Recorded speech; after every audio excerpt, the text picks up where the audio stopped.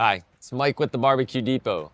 Today we're gonna go over how to install the rods in a DCS ceramic rod tray. We have two different trays that you can get for DCS.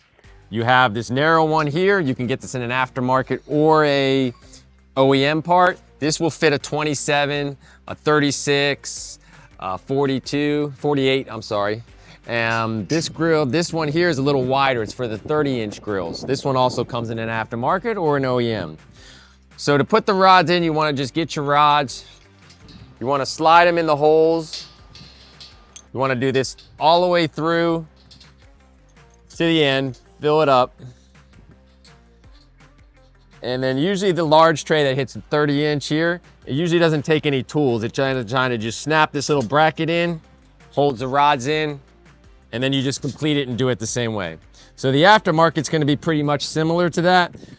What you'd have to do is you're gonna need a screwdriver because it's got a screw and a nut. You put this in like this.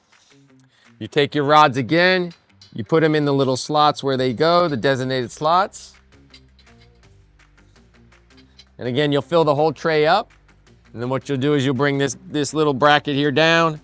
You'll put your nut here, you're screwing your nut inside here.